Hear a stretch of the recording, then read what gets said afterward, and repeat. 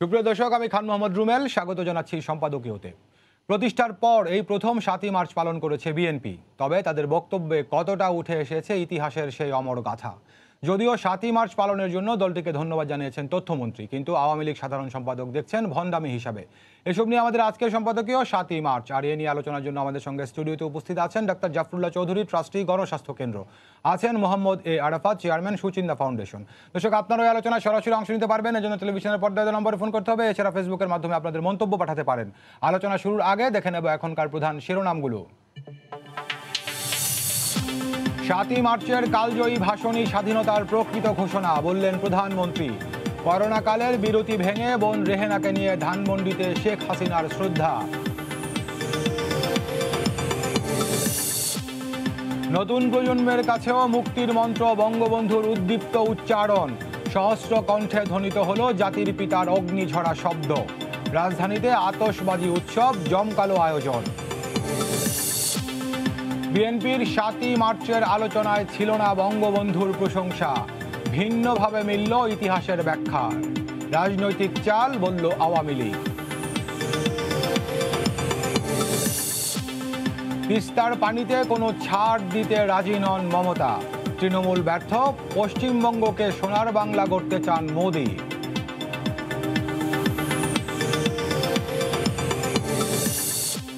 এবং রাজধানীতে আবারও ২ বাসের রেষারেষিতে ঝরল প্রাণ। গুলিস্তানে নারীর মৃত্যু, বাস জব্দ, আটক ২।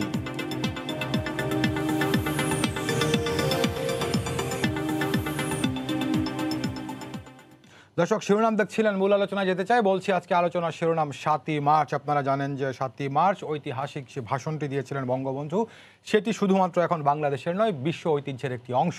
এবং আমরা শুরুর দিকে যে কথাটি বলছিলাম, ১৯৭৮ সালে ১ সেপ্টেম্বর বিএনপি প্রতিষ্ঠার পর এই প্রথম আজকে তারা ৭ই মার্চ নিয়ে একটি অনুষ্ঠানের আয়োজন করেছিল। সেখানে বিএনপি নেতারা কথা বলেছেন। তো কতটা উঠে এসেছে তাদের বক্তব্যে, কিংবা আওয়ামী লীগ বিএনপির আয়োজনকে কিভাবে দেখছে, এসব সহ রাজনীতির অন্যান্য সমাজসেবিক বিষয় নিয়ে আজকে আমরা আলোচনা করব। শুরুতে ডাক্তার জাফরুল্লাহ চৌধুরী, আপনার সঙ্গে যুক্ত হতে চাই। বলছিলাম যে ৭ই মার্চের আয়োজন ছিল আজকে বিএনপির, এই প্রথম তারা করেছে। তো আমাদের খবরের শিরোনাম যেটি বলছিলাম যে বঙ্গবন্ধুর কোনো প্রশংসা এই তাদের যে আলোচনা সভাটি ছিল সেখানে করেননি তারা। ৫ জন নেতা বিএনপি সেখানে কথা বলেছেন, মির্জা ফখরুল ইসলাম আলমগীর মহাসচিব সহ বাকি সবাই স্থায়ী কমিটির সদস্য। এখানে খন্দকার মোশাররফ হোসেন, স্থায়ী কমিটির অন্যতম সদস্য, তিনি বলেছেন যে বঙ্গবন্ধুর ৭ই মার্চের ভাষণে একটি তাৎপর্য আছে। ব্যাস এতটুকুই হচ্ছিল তাদের এই বঙ্গবন্ধু ঘিরিকে এইটির বক্তব্য। তো আপনি যখন ৭ই মার্চ নিয়ে আলোচনা করবেন, বঙ্গবন্ধুকে না এনে কিংবা বঙ্গবন্ধুকে আড়ালে রেখে ৭ই মার্চের সেই ঐতিহাসিক ভাষণের কিংবা সেই দিনটির কোনো আলোচনার কি কোনো তাৎপর্য থাকে? এটা একটা জাতির দুর্ভাগ্য যে আমরা কতগুলি ঐতিহাসিক তথ্যকে নিয়ে, ঘটনাকে নিয়ে, যেটা সারা দেশবাসী মানে, পৃথিবী মানে, ইতিহাস মানে, তাকে আমরা বিভিন্ন রকম অকারণে ছোট করা করছে। এটা আমাদের সবার গৌরবের অংশ। বঙ্গবন্ধুর এই ভাষণের অনেকগুলি তাৎপর্য আছে। এটা সবচেয়ে বড় তাৎপর্য আমি যেটা দেখি, যে আজকে পরে বলছে, যেখানে আজকে বিএনপি যখন বলল ৭ই মার্চ, আমি খুশি হয়েছিলাম। আমি যেটা খুব ভালো, যেটা ন্যায়, এটাতে যেমন খুশি হয়েছি, ঠিক একইভাবে আমি মনে করি যে আজকে এই জিয়াউর রহমানের উপাধি নিয়ে কোনো তর্ক বিতর্ক যাওয়া উচিত নেই। এটাও একটা অপ্রয়োজনীয় কাজ। এটা কারণ এইটা বঙ্গবন্ধুই তাকে সম্মানিত করেছেন। বঙ্গবন্ধু যদি কাউকে সম্মানিত করে, তার সম্পর্কে কটূক্তি করা, বঙ্গবন্ধুকেই ছোট করা, এটা আমি ফাঁকে বলে রাখি। আজকে যেখানে তারা করছে, এখানে আমি পয়লা একটু আওয়ামী লীগের সমালোচনা করতে চাই। তাদের যে সম্পাদক, জেনারেল সেক্রেটারি সাহেব, উনি এর মধ্যে ষড়যন্ত্র ইত্যাদি না দেখলেই পারতেন। বলতে আমি পরামর্শদাতা হলে আমি বলে, আমরা উদ্গ্রীব চিত্তে অপেক্ষা করছি তারা কিভাবে এটাকে মূল্যায়ন করে। স্যার, এখানে যেটি বলছেন আপনি, যে ষড়যন্ত্র কিংবা ভণ্ডামি না দেখলে ভণ্ডামির কথা বলেছেন, কিন্তু এখানে যখন আয়োজনটি বিএনপি আজকে করেছে, তার আগে কিন্তু সরকারের তথ্যমন্ত্রী এটিকে প্রশংসা করেছেন, বিএনপিকে ধন্যবাদ জানিয়েছেন। আবার পরবর্তীতে আলোচনার মধ্যে যখন এভাবে করেছেন, তখন সেটিকে সাধারণ সম্পাদক এভাবে বলছেন। এটা আমার কাছে মনে হয়েছে যে না, ওবায়দুল কাদের সাহেব এই সম্পর্কে আমরা ওয়েলকামই করছি। যে ওনারা দিনকে দিন বলতে শিখছেন, সত্যকে দেখতে শিখছেন। সেই জন্য আমি হলে বলতাম যে আমি বিএনপিকে। স্যার এখানে প্রশ্ন যদি এভাবে রাখি, আপনি বলছেন দিনকে দিন বলতে শিখছেন, কিন্তু আলোকিত দিনকে যদি আলোকিত দিন না বলে শুধু দিন বলে, তাহলে সেটা কিন্তু পরে এসছে। সেই জন্য এখানে যারা ক্ষমতায় থাকেন তাদের দায়িত্বটা বেশি। আর বিশেষ করে একটা অপরপক্ষ যারা এতদিন চুপ করেছিল, এই সম্বন্ধে কোনো কথা বলে নাই, তারা যে আজকে যেটার পক্ষে এটাকে ন্যায্যতা দেখতে পাচ্ছে, সুতরাং তাকে একটা সুযোগ দেওয়া উচিত। আমি সবসময় যেটা মনে করি, এই কথার ভণ্ডামি, এই কথা আজকেও বলা যেত 3 দিন আগে না বলে, তাহলে তাদের খোলসের মধ্যে ঢুকে যাচ্ছে। কারণ এই কথা বলার পর থেকে আমি তাদের ডিফেন্ড করা চাই। আমি মনে করি তারা ভুল কাজ করেছেন। আজকে যখন আমি আমার ইশতেহারে বলছি আমরা 7ই মার্চের আমি আওয়ামী লীগ বা বিএনপির পক্ষে, আমি কিন্তু এটাকে দেখছি অনেক বিরাট ব্যাপার হিসাবে। এটা হলো গণতন্ত্রের একটা, এই জাতীয়, এখানে বঙ্গবন্ধু অনেকগুলি দিক নির্দেশনা আছে, এবং এটা তার সবচেয়ে বড় কথা, এটা বঙ্গবন্ধুর একলা একটা বক্তৃতা দেন নেই। এইটা বঙ্গবন্ধুর যতগুলি বক্তৃতা, তার সম্ভবত ওয়ান অফ দ্য শর্টেস্ট বক্তৃতা, 18 মিনিটের বক্তৃতা, কিন্তু এত তথ্যবহুল। একদিকে পয়লা তথ্যটা কি, উনি বাংলাদেশের প্রথম নির্বাচিত প্রধানমন্ত্রী হবেন, তার সাথে ফাইজলামি করছে পাকিস্তানের সরকার। এইরকম একটা সময়ের মধ্য দিয়ে জিনিসটা সম্পূর্ণ, যেখানে একদিকে সরকার তারা যেটা প্রত্যাশা করে নাই যে উনি এত ভোটে জিতবেন, সেখানে ফার্ল্যান্ডকে পর্যন্ত পাঠিয়েছে 28শে ফেব্রুয়ারি, যে বঙ্গবন্ধুর কথা, বঙ্গবন্ধুর পরিষ্কার কথা। উনি তো তখন সমাজতন্ত্রের কথা বলতেন না, উনি বলতেন যে গণতন্ত্রের জন্য আমি, এবং তোমরা যদি সত্যিকার পক্ষে গণতন্ত্র চাও, দেশবাসীকে পরিষ্কারই করতে চাও, তাহলে তোমাকে আমার এই জয়কে মেনে নিতে হবে, তা নাহলে তোমাদেরকে অত্যন্ত কঠিনকে ফেস করতে হবে। দি কমিউনিস্ট। আমি একটু শেষ করি এখানে। এইখানে এই জাতীয়, তারপরে আরও একটা কথা কেন বলছি, এটা অত্যন্ত কেবল গণতন্ত্রের নির্দেশনা আছে তা না, এটা অত্যন্ত গণতান্ত্রিক পদ্ধতিতে সৃষ্টি। এটা ওটা কিন্তু উনি একলা, উনি খুবই ভালো বক্তৃতা দেবেন, ভালো লিখতে তা না, বলছে তোমরা বলে ঠিক করো। আজকে তাজউদ্দিন সাহেব, নজরুল ইসলাম, খন্দকার মোশতাক, আর মনসুর আলী, ইনাদেরকে বলেছে তৈরি করো, কি বলতে হবে আমাকে। তারপর আবার এদিকে ছাত্রদের মধ্যে আমাদের সিরাজুল আলম খান, তোফায়েল, এদেরকে বলছে যে কি বলবো, কি চাও তোমরা। এই সব কিছুকে নিয়ে কামাল হোসেনকে বলেছেন এটাকে ইংরেজি করো। সব কিছু নিয়ে অত্যন্ত, আমার কাছে যে মনে হচ্ছে এটা একটা আদর্শ পদ্ধতি। আমার অনেক সময় আমাদের একটা অভ্যাস আছে এক্সটেম্পোর দেওয়া যায়। স্যার এই আদর্শ পদ্ধতি এই আলোচনাতে আসবো, কিন্তু স্যার যে জায়গাটা আপনি শুরু করেছিলেন যে বিএনপির এভাবে বলাটাকে আপনি ভালোভাবে দেখছেন না, কিন্তু যে করছে সেটিকে আবার ইতিবাচকভাবে দেখছেন, তার মানে কি বিএনপি এক ধরনের গ্রেস মার্ক দিচ্ছেন আপনি বিএনপিকে অন্ততপক্ষে আয়োজনটি করার জন্য? আমি যে এইটা তাদের যে এটাকে নিশ্চয়ই আমি মনে করি যে ওই যেমন খন্দকার অবস্থা, এটা আরো পরিষ্কার করা আছে। আমাকে যে বিএনপি জিজ্ঞাসা করতো, আমি এইটার উপরেই তোমরা ভর করো, এটা আমাকে একবার জিজ্ঞাসা করতে। স্যারের আলোচনা বুঝে থাকি, স্যার যেটি বলছেন যে এভাবে বলাটি বিএনপি ঠিক হয় না, বা এভাবে উপস্থাপন করাটা কিন্তু কিছুটা গ্রেস মার্ক দিচ্ছেন, যেহেতু তারা 43 বছর প্রতিষ্ঠার পরে সেটি করছে।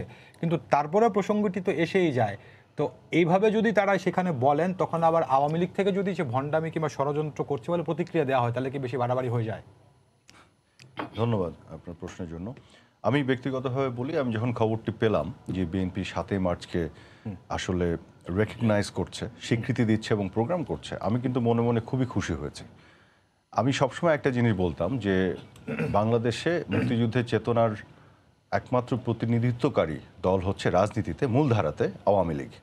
তো অনেকে বলতো বিএনপিও তো মুক্তিযোদ্ধা দল, মুক্তিযুদ্ধের পক্ষের দল। তো আমি বলতাম যে বিএনপি মুক্তিযুদ্ধের দল, এটা আমি এই কারণে মনে করি না, কারণ বিএনপি মুক্তিযুদ্ধকে খণ্ডিতভাবে ধারণ করে, পূর্ণাঙ্গভাবে করে না।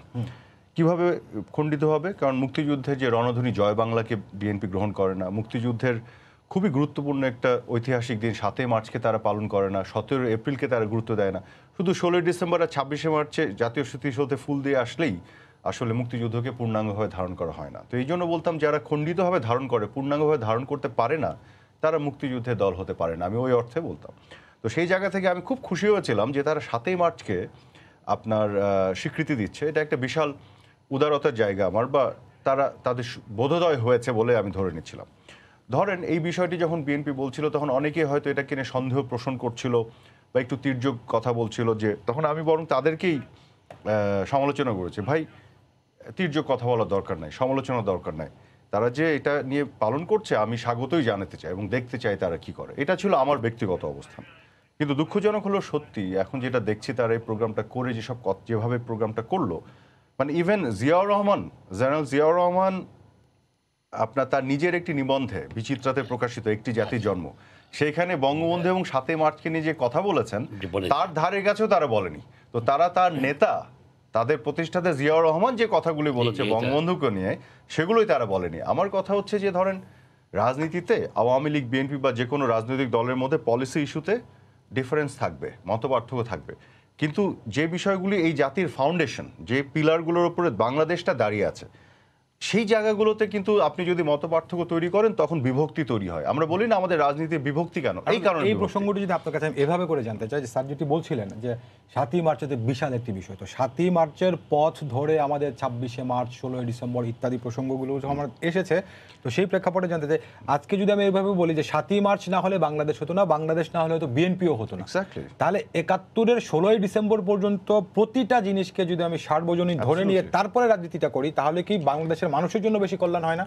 অবশ্যই। আপনাকে আমি বলি, আপনি বঙ্গবন্ধুকে, জয় বাংলা স্লোগানকে, জাতীয় সঙ্গীত আমাদের, জাতীয় পতাকা এবং বাংলাদেশ, এই প্রত্যেকটা কে আপনাকে আগে গ্রহণ করতে হবে এই স্বাধীন বাংলাদেশের রাজনীতি যদি সত্যিকার অর্থে করতে চান।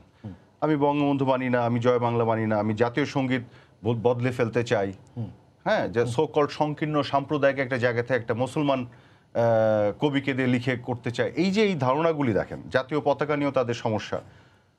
তো এই মূল এত কিছু নিয়ে যদি সমস্যা থাকে, সেই দলটা কি করে মুক্তিযুদ্ধের চেতনার ভিত্তিক বাংলাদেশের দল হতে পারে? আমার প্রশ্ন সেখানে। আমার কথা হচ্ছে, অনেকে বলে, কিছুদিন আগে শুনলাম একজন বলল জয় বাংলা আজকের বাস্তবতায় আওয়ামী লীগের স্লোগান হয়ে গেছে। বাবা, আওয়ামী লীগের স্লোগান কি করে হয়? এটা তো ইতিহাস নির্ধারণ করে দিয়েছে, এটা মুক্তিযুদ্ধের রণধ্বনি। আওয়ামী লীগের কি ক্ষমতা আছে এটাকে জোর করে বাক্সবন্দি করা? সবাই যদি জয় বাংলা বলা শুরু করে, সমস্ত রাজনৈতিক দল, এটা তো আর আওয়ামী লীগে থাকবে না, এটা সার্বজনীন ছিল, সার্বজনীনতায় যাবে। এখন ৭৫-এর ১৫ আগস্টের পরে সামরিক শাসকরা জয় বাংলাকে পরিত্যাগ করে জিন্দাবাদ ঢুকিয়েছে, ঢুকে আওয়ামী লীগ আঁকড়ে ছিল জয় বাংলাকে। এটা আওয়ামী লীগের দোষ, এই জন্য আওয়ামী লীগ দলীয় করে ফেলেছে, বঙ্গবন্ধুকে মুছে ফেলতে চেয়েছে, ৭ই মার্চকে সামরিক শাসকরা মুছে ফেলতে চেয়েছে। জিয়াউর রহমান সাহেব তো ক্ষমতায় আসার পরে পরবর্তীতে এই কাজগুলি তো করেছেন, যদিও একটি জাতির জন্মে উনি অনেক সত্য কথাগুলি বলেছিলেন, পরে এরশাদ সাহেবও এই কাজটি করেছেন। আজকে তারা মহাজোটের সদস্য হলেও জাতীয় পার্টি, ইতিহাসের সত্য উচ্চারণের স্বার্থে আমাকে এটা বলতে হবে। তো যে কারণে আমি বলছি যে মুছে ফেলার যে প্রক্রিয়ার মধ্যে, সেখান থেকে আওয়ামী লীগ বঙ্গবন্ধুকে আঁকড়ে রেখেছিল, জয় বাংলাকে আঁকড়ে রেখেছিল, অসাম্প্রদায়িকতাকে আঁকড়ে রেখেছিল, যুদ্ধাপরাধের বিচার করতে হবে ধ্যান ধারণাকে আঁকড়ে রেখেছিল, সুযোগ যখন সময় পেয়েছে করেছে।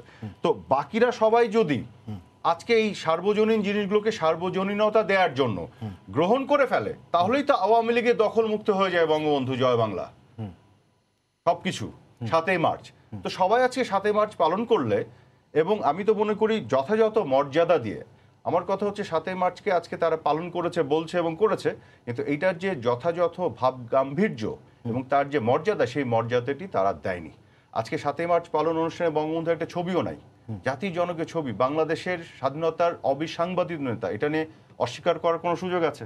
বাংলাদেশ রাষ্ট্রের স্থপতি, স্বাধীনতার স্থপতি, অস্বীকার করার কোনো সুযোগ নেই। তাহলে এই স্থপতির ছবিটা কোথায়? ধরেন, যদিও it is too much two expect from BNP, আমি হয়তো একটু আনরিয়ালিস্টিক কথা বলছি, হয়তো থিওরিটিক্যালি আমার কথা ঠিক, আইডিয়ালি ঠিক আছে, বাট প্র্যাকটিক্যালি হয়তো ডিফিকাল্ট বিএনপির জন্য, কারণ তারা তো বঙ্গবন্ধুকে মানেননি, জয় বাংলাকে তো মানেননি। তো থিওরিটিক্যালি দেখলে কি হয়, আজকে তো বঙ্গবন্ধু ছবিটা সবচেয়ে বড় থাকার কথা, সাথে জিয়াউর রহমানের ছবি থাকতে পারে, বিকজ তাদের দলের প্রতিষ্ঠাতা, বঙ্গবন্ধু তো বাংলাদেশের প্রতিষ্ঠাতা, ঠিক আছে না? তো সেই জায়গা থেকে বলছি যে এই সমস্যাগুলি তৈরি হয়ে আছে, এই আমাদের দেশের রাজনীতিতে বিভক্তির পেছনে কারণগুলি এগুলো। ওই যে নির্মলেন্দু গুণের ওই কবিতা, স্লোগানের বিপরীতে স্লোগান তৈরি করা হয়েছে, জাতীয়তাবাদের বিপক্ষে জাতীয়তাবাদ তৈরি করা হয়েছে, ইতিহাসের বিপক্ষে ইতিহাস তৈরি করা হয়েছে, তাই না? তো দেখেন, জিয়াউর রহমানকে আবার এবং সবশেষে মানুষের বিপক্ষে মানুষকে দাঁড় করানো যে কারণেই তো বিভক্তিরা হচ্ছে। পলিটিক্সে থাকবে কম্পিটিশন, প্রতিদ্বন্দ্বিতা, তখন না দেশ আগাবে। আমাদের হয়ে গেছে প্রতিদ্বন্দ্বিতা না, বিভক্তি, তার উপরে দাঁড়িয়ে তৈরি হচ্ছে দ্বন্দ্ব, কনফ্লিক্ট। এই জন্যই তো আমরা বুঝে উঠি না অনেক সময়, গোড়াটা তো মুক্তিযুদ্ধ। যে কারণে আমি সবসময় বলি, আমি বলি যে আওয়ামী লীগ বিএনপি বাদ দাও, সবাই আমরা মুক্তিযুদ্ধের গোড়ায় ফিরে যাই, ওইখানে ঐক্যমত্য পোষণ করি, আর এখান থেকে যে দল যত দূরে তাকে তত বেশি প্রত্যাখ্যান করি, তাহলে ঐক্য প্রতিষ্ঠা হয়ে যাবে। তখন আমি দেখবো দেশের কোন মানুষ আজকের বাস্তবতা আওয়ামী লীগের পক্ষে না থেকে পারে, বা তখন প্রেশারটা আসবে বিএনপি বা অন্যদের উপরেও বা অন্য নতুন দলের উপরে যে মুক্তিযুদ্ধের গোড়ায় যেতে হবে। আওয়ামী লীগের আপনি বিরোধিতা করেন, সমালোচনা করেন, রাষ্ট্র পরিচালনা তার ভুল ত্রুটি ধরেন, ব্যর্থতা ধরেন, কিন্তু মুক্তিযুদ্ধের জায়গাতে তো আপনার বিভক্তি রাখা যাবে না। ধন্যবাদ আপনাকে। স্যার, আমি আপনার সঙ্গে একটু যুক্ত হতে চাই। যে প্রসঙ্গটি আরাফাত ভাই বলছেন সেখান থেকে আমি একটু নিতে চাই। যেমন বিএনপি বলে যে আমরা মুক্তিযুদ্ধের সপক্ষের দল নয়, আমরা মুক্তিযুদ্ধ করা দল। তো এই জায়গাতে যখন এই যে যুদ্ধাপরাধের বিচারের প্রসঙ্গ আসে, বিএনপি একটি মুক্তিযুদ্ধের সপক্ষের নয়, মুক্তিযুদ্ধ করা দল হিসেবে সেটি নিয়ে যখন বিএনপি এক ধরনের কি বলে যে ধরি মাছ না ছুঁই পানি ধরনের এক ধরনের প্রতিক্রিয়া দেয় যুদ্ধাপরাধের বিচার প্রসঙ্গ নিয়ে, কিংবা আজকে ধরেন ৭ই মার্চ নিয়ে, কিংবা এরকম স্বাধীনতার বিভিন্ন যে মাইল ফলক সূচক দিনগুলো রয়েছে সেগুলো নিয়ে, তখন বিএনপির রাজনীতিটা অন্ততপক্ষে মুক্তিযুদ্ধের প্রসঙ্গ আসলে কিছুটা ব্যাকফুটে চলে যায় কিনা? না, এখানে আমি যেটা দেখছি এটা দুর্ভাগ্যজনক ঘটনা।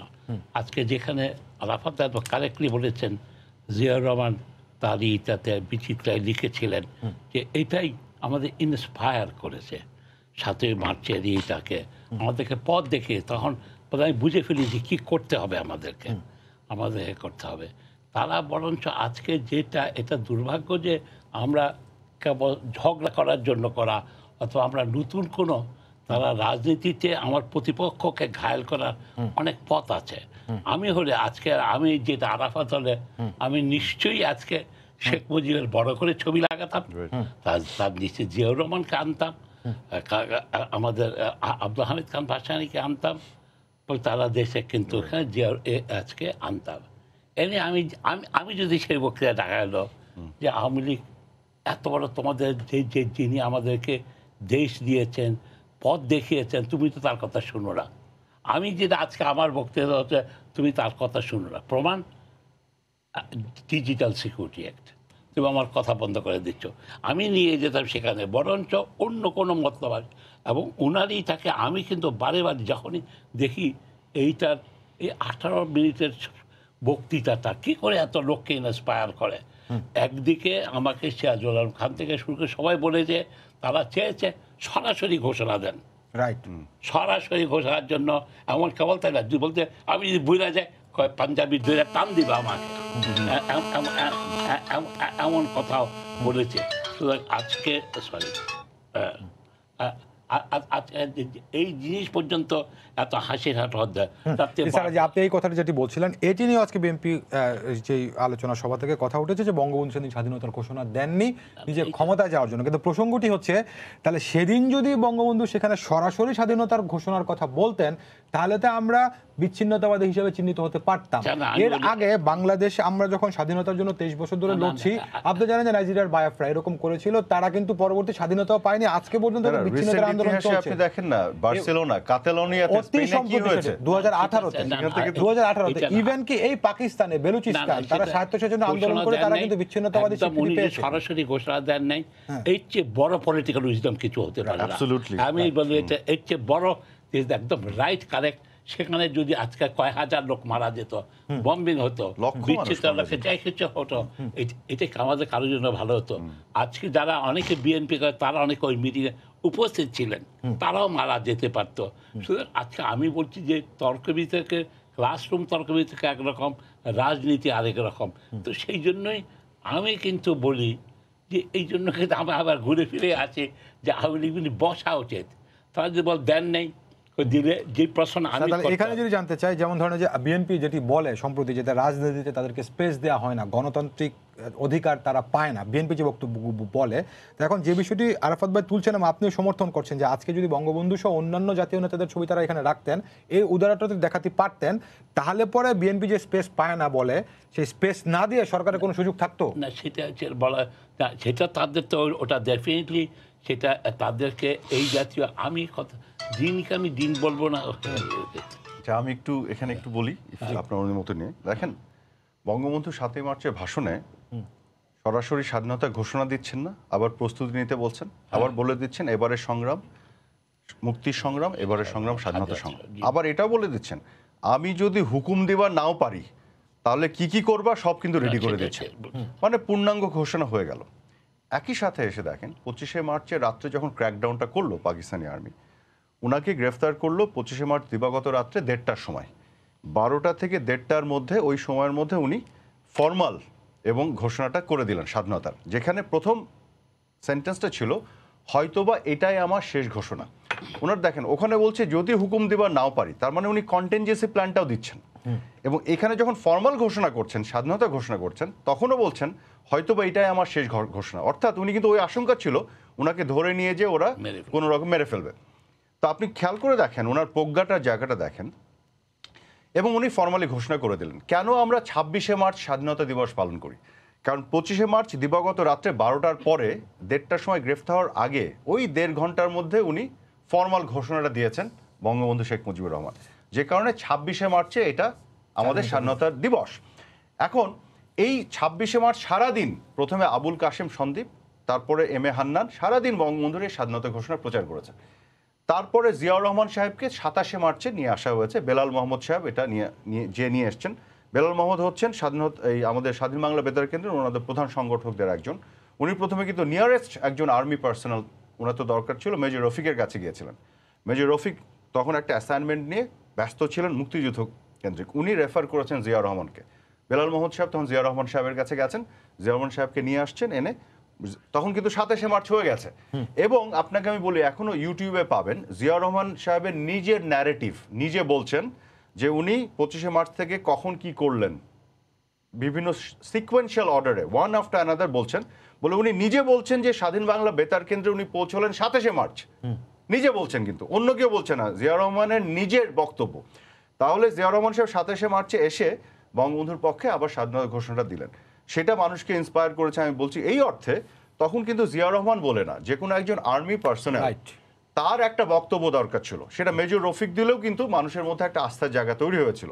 কারণ মূল ভাষণ ঘোষণাটা বঙ্গবন্ধুর কাছ থেকে আসতে হতো। তারপরে আবুল কাশেম সন্দীপ, এম এ হান্নান করেছে এবং জিয়াউর রহমান করেছে।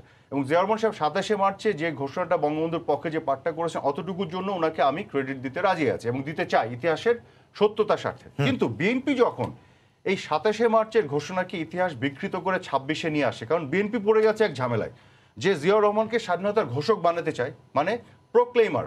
জিয়াউর রহমান কিন্তু অ্যানাউন্সমেন্ট করেছে, declaration of independence announcer, but he was not the declarer or proclaimer. কিন্তু বিএনপি তাকে প্রোক্লেমার বানাতে চায়, কিন্তু মুশকিলে পড়ে যায় যে ঐতিহাসিকভাবে সত্য যেটা দেখা যায় যে জিয়াউর রহমান 27শে মার্চ করেছে, আর স্বাধীনতা দিবস তাহলে 26শে মার্চ কেন পালন করি?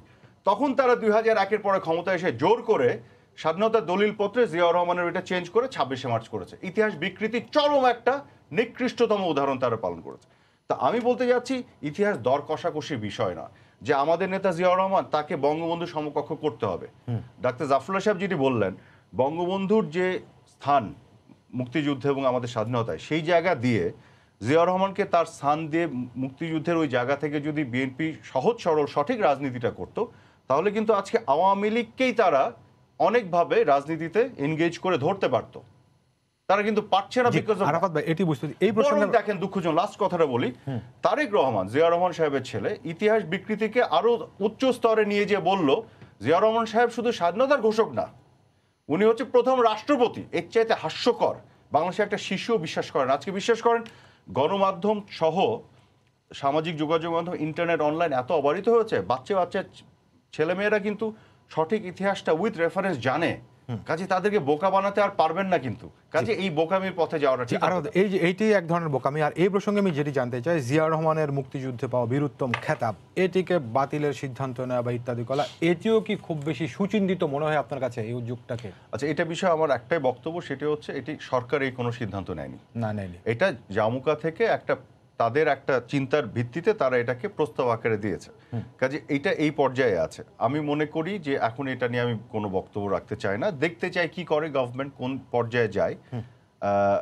তারপর এটা কিন্তু সরকারি সিদ্ধান্ত না, সরকার এটা অ্যাকসেপ্টও করেনি, এক্সিকিউটিভ কোনো অর্ডারও আসেনি, কোনো সিদ্ধান্তও আসেনি, জামুকা বলেছে। এখন তারপরটা পরে দেখা যাক কি হয়, তখন আমরা এই প্রসঙ্গে জাফরুল্লাহ চৌধুরী, সেটি হচ্ছে যে জাতীয় মুক্তিযোদ্ধা কাউন্সিল তারা বলছে তারা একেবারে সিদ্ধান্ত, তাদের এখানে এটুকুনি প্রস্তাব এসেছে। তো এটি যখন গণমাধ্যমের মাধ্যমে কিন্তু সবাই জানলো, জামুকা কিন্তু এটি কোনো প্রকাশও করেনি, কথা তাদের অভ্যন্তরীণ মিটিংয়ে হয়েছে। তো এরপর থেকে শুরু করে সরকারের কোনো পর্যায় থেকে এইটি নিয়ে কিন্তু পক্ষে বিপক্ষে কোনো ধরনের বক্তব্য দেওয়া হয়নি। আপনি খুব ভালো করে খেয়াল করেন, আমি বলছি সরকারের কোনো পর্যায় থেকে। এমনিতেই বিএনপি নেতারা, আওয়ামী লীগ নেতারা হয়তো অনেক কথা বলেছেন সভা সেমিনারে, কিন্তু বিএনপিকে এই ব্যাপারটি নিয়ে এরকম করছে যে কান চিলে নিয়ে গেছে, কানে হাত নেড়ে চিলের পিছনে ছুটছি, নাকি আসলে বিএনপির এই ধরনের প্রতিক্রিয়া দেখাতেই হবে যেহেতু তাদের দলের প্রতিষ্ঠাতা? না, এখানে আমি আমি আমি কিন্তু দুপক্ষকে দোষারোপ করি, আচ্ছা, সোজা সরলভাবে বলি যে আজকে এই ইস্যু নিয়ে জামুকার কোনো অধিকারই নেই। এইসব অবান্তব, অবাস্তব, অর্বাচীন বলে আমি মনে করি। আর বিশেষ একজন মুক্তিযোদ্ধা মন্ত্রী যখন সেখানকার এটা সরকারের কোনো চিন্তার মধ্যে নেই। অন্তত সরকার তো সরকার যেটা করেছে করতেছে, ওরা খেলতেছে, খেলুক না। একটু যেন আমার কাছে মনে হয়েছে তারা থামাতে পারতেন, তারা না করে তখন সরকার তার রাজনীতিতে এই জাতীয় খেলা চলছে এই জন্য তারা হতে করে। তবে এটা নিয়ে এক ফোঁটা যেটা তারা কোনো মত দেয় নেই, এটা কিন্তু সত্যি কথাই, এবং এটা সঠিক কাজই করেছেন। আজকে এর উপরে হাত দেওয়া মানে বঙ্গবন্ধুর চিন্তার উপরে হাত দেওয়া, অন্তত এটা খুবই ভুল কাজ। আর আমি বলতে করুক, দেখি না, এত আগে থেকে লাফালাফি কান গেল সেটার ব্যাপারে আমরা তারা কি করবো কেন? এই জায়গাতে হচ্ছে কি, এখানে সবচেয়ে বড় হচ্ছে কি, তারা বসে আলাপ আলোচনা করছে না। এইগুলি খণ্ডিত কতগুলি বিভিন্ন জায়গায় আমার একটা বক্তব্য আছে, আমি যদি ইফ ইউ অ্যালাউ মি, সেটা হচ্ছে দেখেন, যখন সরকারি পর্যায়ে অনেকে ধরেন ইনফর্মাল ডিসকাশনগুলোতে বলে যে জিয়াউর রহমান সাহেবের এই খেতাব বাতিল এই কারণে হওয়া উচিত যেহেতু উনি বঙ্গবন্ধু হত্যাকাণ্ডের সাথে সম্পৃক্ত ছিল। বিএনপির দিক থেকে যেটা বলা হয়, আমি কিন্তু দুজনের পক্ষটাই বলছি, আমি বক্তব্যটা আনছি। বিএনপির দিক থেকে বলা হয় জিয়াউর রহমান সাহেব যে সম্পৃক্ত ছিল এরকম কোনো প্রমাণ আদালতের যে বিচার প্রক্রিয়ার কোথাও আসেনি, এটা বলে তারা, এবং এটা সত্যি কথা, আসেনি।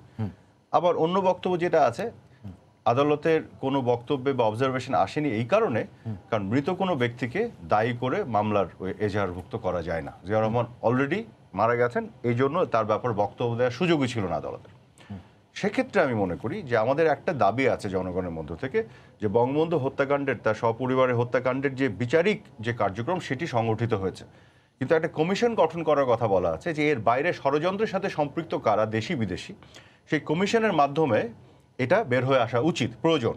এটা আমি বিশ্বাস করি ডাক্তার জাফরুল্লাহ সাহেব এটার সাথে একমত হবেন যে আসলে দেশি বিদেশি চক্রান্তের সাথে সম্পৃক্ত। তো এই কমিশন যদি হয়, ধরেন হওয়ার পরে যদি জেনুইনলি বের হয়ে আসে এটার সাথে সম্পৃক্ততার বিষয়টি, সেক্ষেত্রে আপনি অনেকের ক্ষেত্রে অনেক প্রশ্ন তুলতে পারবেন। আমি মনে করি তার আগে এই ধরনের প্রিম্যাচিউর স্টেজে এই ধরনের বিষয় আসার, এটা লজিক্যালি এবং রাজনৈতিক জায়গা থেকে। আপনি যে কমিশনের কথা বলছেন, যেমন ধরুন আমি কি বলে যে মার্কিন প্রেসিডেন্ট রিচার্ড নিক্সন মারা যাওয়ার পরেও কমিশন গঠন হয়েছে। অত দূরে নিয়ে গেছে, আমি যদি ভারতে ইন্দিরা গান্ধী হত্যাকাণ্ডের পরে আপনার ঠাকুর কমিশন, রাজীব গান্ধী হত্যাকাণ্ডের পরে জয়েন্ট কমিশন, এগুলো তারা আইডেন্টিফাই করেছে। ফৌজদারি আদালতে হত্যাকাণ্ডের বিচার চলেছে কমিশন। যে আওয়ামী লীগ আজকে টানা 12 বছর 3 মেয়াদ ক্ষমতায়, কমিশনটা কেন হচ্ছে না? কারণ যে হত্যাকারীদের বিচার আমরা করেছি বঙ্গবন্ধু হত্যার, এবং যাদের দণ্ড কার্যকর হয়েছে এবং যাদের হয়নি, সবাই কিন্তু আত্মস্বীকৃত খুনি। কিন্তু পেছনের কারিগর যারা সুবিধাবাদী বা সুবিধাভোগী কিংবা ষড়যন্ত্রকারী যেটি বলে না কেন, তাদেরকে বের করার কাজটি এতদিনে কেন হলো না? সে উদ্যোগটাই কেন নেওয়া হলো না? এই উত্তরটা আসলে আমার কাছে নাই, কিন্তু আমি মনে করি এটা হওয়া দরকার ছিল, হওয়া উচিত ছিল, এবং ইমিডিয়েটলি হওয়া উচিত। কারণ এটা কিন্তু আমাদের পরবর্তী প্রজন্মের কাছে আমাদের ইতিহাসের দায়। আমরা কিন্তু শুধু বিচারটাই কিন্তু যথেষ্ট না, এটা তো অবশ্যই হওয়া দরকার ছিল। এবং মাননীয় প্রধানমন্ত্রী বঙ্গবন্ধু কন্যার প্রতি আমরা ইনর্মাসলি কৃতজ্ঞ যে উনি এটার ব্যবস্থা করেছেন, এবং বিচার মানে উনি কিন্তু due course of law follow করেছেন, স্পেশাল কিছু করেননি। এই যে একটা বিশাল একটা যে উনি নজির রেখেছেন, এটা কিন্তু আজ থেকে 100 বছর পরে পরবর্তী প্রজন্ম যখন পিছিয়ে ঘুরে তাকাবে, তারা কিন্তু বুঝবে যে এটা কি করেছেন, মানে আইনের শাসন প্রতিষ্ঠার জায়গা থেকে। কিন্তু আমি বলছি এই সব কিছুর পরেও আমাদের নতুন প্রজন্ম, পরবর্তী প্রজন্মের জানার অধিকার আছে আমাদের ইতিহাসটাকে কারা চক্রান্ত করে ঘুরিয়ে দিল বঙ্গবন্ধুকে হত্যা করার মধ্য দিয়ে, কারা আমাদের এই মুক্তিযুদ্ধের চেতনার বিপরীত পথে দেশটাকে ঠেলে দিল, একটা সাম্প্রদায়িক পথে ঠেলে দিল, কারা এই মুক্তিযুদ্ধের বিরোধী শক্তি, যারা পরাজিত শক্তি, তাদেরকে আবার পুনর্বাসন করার সুযোগ তৈরি করে দিল। এটার পেছনে দেশি এবং আন্তর্জাতিক ষড়যন্ত্রকারী কারা, এগুলো কিন্তু আমাদের কমিশনের মাধ্যমে প্রমাণ সাপেক্ষে কিন্তু প্রতিষ্ঠিত হবে। এখন ধরেন আমরা আলোচনায় অনেক কথা বলি, সার্কামস্টেন্সিয়াল অনেক এভিডেন্স দিয়ে অনেক কথা বলি, তার মধ্যে অনেক সত্যতা আছে, যুক্তি আছে, কিন্তু কমিশন হওয়ার পরে যখন বিস্তর আলোচনা পরে এটা হবে, একটা রিপোর্ট আসবে, একটা রেজাল্ট, এটা কিন্তু প্রতিষ্ঠিত সত্য হিসেবে, ঐতিহাসিক রেফারেন্স হিসেবে থাকবে। সেটা কিন্তু আমাদের ইতিহাসের দায়, এটা আমাদের করতেই হবে। এবং এই জিনিসটা যদি করা যায়, এটাকে আমরা হয়তো অনেকে হালকাভাবে নিচ্ছি, বাংলাদেশের ফিউচার কোর্স অফ পলিটিক্সকে এটা পরিশীলিত করতে, পরিচ্ছন্ন করতে এবং সোজা পথে আনতে অনেক সাহায্য করবে। জি, জাফরুল্লাহ স্যার, এখানে যে বিষয়গুলো জানি, আরহাদ যে বিষয়টি বলছেন যে কমিশন গঠনের মাধ্যমে আমরা ইতিহাসের দায় শোধ করব, কিন্তু এই প্রসঙ্গে যেটি জানতে চাই, ধরেন এই যে আরাফাত ভাই কথা প্রসঙ্গে এটিও বলছেন যে স্বাধীনতা বিরোধীদেরকে পরবর্তীতে কারা পুনর্বাসন করলেন কিংবা তাদেরকে রাজনীতি করার সুযোগ করে দিলেন, তো এই প্রসঙ্গগুলো যখন আসে তখন সেটি তো খুব স্বাভাবিকভাবে আওয়ামী লীগ সহ অন্যান্যরা জিয়াউর রহমানের দিকে অভিযোগের তীরটি ছোড়েন। সেটি তো আর একেবারেই কি অস্বীকার করা যায় যে বহুদলীয় গণতন্ত্রের নামে কি করা হয়েছে? এটা যেমন কি আজকে যদি আমি যদি উল্টা বলি, জি, যখন এরশাদ সাহেবের সময় যে তিন পক্ষ, তারা তো গোলাম আজমের সাথেও দেখা করেছে, আওয়ামী লীগ দেখা হচ্ছে, কথা করে বলেছেন। আমি মনে করি যে কমিশন যেমন একদিকে একটা ভালো সাইড আছে, আরেক দিকে জাতির হজম করার ক্ষমতা আছে কিনা সেটাও কিন্তু দেখার বিষয় আছে। এই যে হত্যাকাণ্ডে one of the most trusted man হলো খন্দকার মোশতাক সাহেব, অবশ্যই খন্দকার মোশতাক। শফিউল্লাহ সাহেবের কথা আসবে, আজকে যারা অনেকেই ইটাতে আছে, আর্মির যারা বাইরে তৎকালীন তিন বাহিনীর প্রত্যেকেরই ইটাতে, এখন যারা হয়তো তারা কোনো না কোনো পক্ষের সাথে জড়িত। সেই জন্য আমার মনে হয় কি মাননীয় প্রধানমন্ত্রী এখনও সেই জাতি আমাদের হজম করার মতো মানসিকতা এবং এর জন্য এটাতে বেশি জড়া। তারপরেও যে এর সাথে জড়িয়ে যাবে সিরাজ শিকদার এর হত্যার ব্যাপারটাও নানা দিকে এখনও পর্যন্ত সঠিক জিনিসটাকে মেনে নেওয়ার মতো আমাদের মন মানসিকতাটাকে, সেটা সম্পূর্ণ আমি ভুল করেছি, অন্যায় করেছি, সেটাকে আমাকে দেওয়ার জন্য এই দিকটাও কিন্তু বিবেচনায় রাখতে হবে। তবে আমি যেটা মনে করি, আওয়ামী লীগের এখন যেহেতু আওয়ামী লীগ উন্নয়নের রাজনীতি করছে, তাই কথায় কথায় অন্যদিকে এত ডাইভার্সন ঠিক না। যেমন কি কাউকে খুব টানাটানি করা, আজকে আমি কিন্তু মনে করি ঐক্যের রাজনীতি আসতে হবে আমাদেরকে অন্য বিরোধী দলকে বোঝাতে হবে তুমি রাজনীতি করবা আমার রাজনীতির ভুলটা দেখিয়ে, অথবা তুমি আমার এটা চেয়ে আরও ভালোভাবে করতে পারতা, আরও ভালোভাবে করা যেত, বা এইসবের ব্যাপার নিয়ে অকারণে আমরা একে অপরকে, আমি আবার আনতে চাচ্ছি আমাদের ওবায়দুল কাদের সাহেব এই ভণ্ডামি কথাটা দুদিন পরে বলতে পারতেন, না বললে বুদ্ধিমানের কাজ হতো। উনি ক্রিটিসিজম তো করতেই পারে, বলতে তা এখন তো উনি বলতে পারতেন আমি তো জানতাম তোমরা করেছো, তোমরা এটা করো নাই, ছবি টাঙ্গা নাই, এই না, কিন্তু উনি যদি একটু ধৈর্য ধরতেন, এই ধৈর্য অধৈর্যটা সাধারণত হাসান মাহমুদের মধ্যে দেখতাম আমি। এখনকার তো ওবায়দুল কাদের সাহেব যদি যায় তাহলে আপনার হিতে আরেকটা বিষয় জানতে চাই, আপনি যেটি বলছিলেন যে এরশাদ সাহেবের বিরুদ্ধে আন্দোলনের সময় যে গোলাম আজমের সঙ্গে দেখা করার বিষয়টি, তো ব্যাপারটা যদি আমি এরকম করে আপনার কাছে জানতে চাই, ধরেন এরশাদ সাহেবের বিরুদ্ধে যখন আন্দোলনটি চলে ততদিনে গোলাম আজমকে প্রতিষ্ঠিত করা হয়েছে এবং প্রতিষ্ঠিত করে তিনি তখন একটি বাস্তবতা, তো যদি আপনাকে ওই সময়টাতে ওই স্পেসটা গোলাম আজমকে নাই দেওয়া হতো তাহলে তো সিনে তিনি আসতেনই না, তাহলে দায়টা কোন দিকে যায়? ঠিক আছে, এটা হলে এখানে হলে আমাদের নিজের গায়ের মধ্যে থুতুটা আসে। আজকে আমরা যারা এই ঘাতক বিরোধী আন্দোলনের সাথে করেছি সেটারই ব্যাপারে পিছনের কিছু কথা বলতে হয়। আজকে তাদের পিছনের কথাটা সেখানে আসে। এই যে যখন একটা মামলা হয়েছিল তখন অ্যাটর্নি জেনারেল ছিলেন আমাদের নামটা বলে গেলাম, তখন মুক্তিযোদ্ধা, সেখানে উনি বলেছিলেন যে এই মামলা আমাকে প্রাইভেটলি বলতে এই মামলা আমি জিতবো না। আমি তাহলে এই মামলা আনছেন কেন? চেপে গেলে অনেক সময় মামলা না করাটাই বুদ্ধিমানের কাজ। তার কারণটা হলো আমার সংবিধানে বলে আমি যদি এই দেশে জন্মগ্রহণ করে থাকি, কেবল আমি না, আমার 3 পুরুষ আগেও, তাহলে আমি এই দেশের নাগরিক। এখানে যে আমি ভোট দিয়ে থাকি আমি সে নাগরিক। সুতরাং সেই হিসাবে গোলাম আজমকে তো আপনি তো তার নাগরিকত্ব আটকাতে পারেন না। তার নামটা নামটা স্যার আমি যদি ধরলাম আইনের মারপেছে আমি তার নাগরিকত্ব আটকাতে পারি না, কিন্তু আমার দেশের জন্মের বিরোধিতা করার কারণে তাকে তো আমি দেশে না ঢুকতে দিতে পারি না। সেটা তো না ঢুকতে, সে কথা তাহলে উল্টা কথা কেউ যদি বলে বলতে বঙ্গবন্ধু আইন করে গেলেই পারতেন, এইটা একটা অর্বাচীন উক্তি হবে। আমি কিন্তু সেটা অর্বাচীন উক্তি হবে, কিন্তু আমি বলছি যে নাগরিকত্ব বাতিল করতে পারবো না, কিন্তু তাকে তো দেশে ঢুকতে দিতে পারবো না, সেটা তো করতে পারতাম। তখন জিয়াউর রহমানের একটা কঠিন সময় ছিল। কঠিন সময়টা কি, বঙ্গবন্ধুকে হত্যা করা হয়েছে, দেশের মধ্যে একটা চারিদিকে একটা বিক্ষুব্ধ অবস্থা, প্রকাশ্য অপ্রকাশ্য। তারপরে মার্কিন ভারত এদের বিভিন্ন রকম ওই কমিশনের একটা আবার সুবিধা হতো, প্রত্যেকটা জাতির রোলটা বেরিয়ে আসতো। Exactly. এটাও হচ্ছে, এটা absolutely, কিন্তু আবার আমাদের হজম করে যেটা এখন এই অবস্থায় জিয়াউর রহমান তার দল গুজাচ্ছে। আমাকে এবার সংকীর্ণ দিক থেকে দেখি কাকে নিয়ে গুছাবে, কিছুটা স্পেস ক্রিয়েট করে দাও, তারপর আমি ওকে বাদ দিয়ে দেবো অমুক। এটা হয়তো আই ডু নট নো, আমি এটা জানি না, কিন্তু এটা নিশ্চয়ই আমার যদি হতো আমি তো তাকে তখন যদি সেই ভাবনাটা থেকেও থাকে যে তাকে পরে তাকে বাদ দিয়ে দেবো, কিন্তু ততদিনে কিন্তু তারা জেকে বসেছে। তা তো বসবেই, কারণ তাদের যে অনেকগুলি আজকে এটা আমরা জামাতকে কন্ডেম করি বটে, কিন্তু জামাতের একটা ভালো গুণকে স্বীকার না করে উপর নাই। চুরির ব্যাপারে যদি বলি, তারা নিজস্ব কেউ চুরি করে না, পার্টিকে সম্পূর্ণটি অর্থবান করেছে, লুটের সম্পূর্ণ সব কিছু দিয়ে তাদেরকে শক্তিশালী করে দিয়েছে। যে জন্য কাশেম আলীটা এদেরকে এরা যে কীভাবে আমাদেরকে এই করেছে, জাতিটাকে ধ্বংস করেছে। এই দিকে তাছাড়া তাদের একটা সবচেয়ে বড় গুণ হলো তারা পার্টির মধ্যে একটা গণতান্ত্রিক প্রক্রিয়াকে অব্যাহত রেখেছে। সেটাও তাদের সেটি যদি হয়ে থাকে এই চিন্তা থেকে যে যে আঘাতটি আমি একাত্তরে আনতে চেয়ে পারিনি, সেটি আমি আরো বড় ভাবে আনতে পারি, সেই ভাবনা থেকে এই গোছানো ভাবটা যদি তাদের এরকম থেকে হয়। সর্বশেষ বক্তব্যটা একটু বলি একটু বিনয়ের সাথে, সেটা হচ্ছে ওদের পার্টির গঠনতন্ত্রে গণতন্ত্র বিরোধী সবচেয়ে বড় দুইটা জিনিস হচ্ছে, একটা হচ্ছে ওখানে কোনো নারী ওদের দলের নেতা হতে পারবে না, এটা গণতন্ত্রের সবচেয়ে বড় একটা কি বলবো বিপরীত পথ। আর একটা হচ্ছে মানে ইসলাম ধর্মের বাইরে অন্য কোনো ধর্মীয় কেউ সদস্য হয়ে কোনো নেতা হতে পারবে না। তাদেরকে নিয়ে আমরা কথা বলতে চাই, আমি এটা বলতে চাই না। হ্যাঁ, কিন্তু আমি যে ব্যাখ্যাটি এক ধরনের এটা নিয়ে আজকে পর্যন্ত আওয়ামী লীগ এই পার্টিটাকে ব্যান করলো না।